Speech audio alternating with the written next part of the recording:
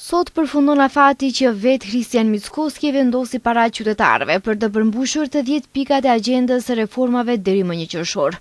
Kështu reagojnë nga partia opozitare maqedonase LSDM. Partia e Venko Filipçes edhe një herë bëri thirrje për referendum. Ai erdhi në pushtet me gënjeshtra, ai premtoi të kthente emrin, të shfuqizonte marrëveshjen e Prespës, të ofronte kushte më të mira negociuese, investime të huaja më të mëdha dhe një standard më të mirë jetese. Mbi të gjitha, ai gënjehu se gjuha, kultura dhe identiteti kombëtar Maqedonas ishin nën kërcënim. Zëdhënësi vëmëros Valentin Manasievski përsëriti qëndrimin e partisë se Maqedonia nuk do të zbatojë ndryshime kushtetuese pa garancitë e BE-s, ndërsa i bëri thirrje Venko Filipçes që t'i përcjell siç u shpreh ai, presidentit e tij bullgar se presin dorëzimin e vendimeve nga Strasburgu.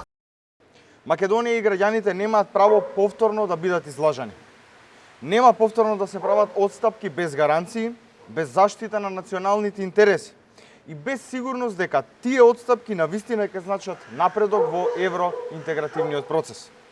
Ai shtoi se Maqedonia për shkak të naivitetit dhe politikave të gabuara të siç shpreh ai LSD-s, të udhëhequr nga Zoran Zaevi dhe Venko Filipçe, pagoi çmim të lartë duke ndryshuar emrin kushtetues të vendit.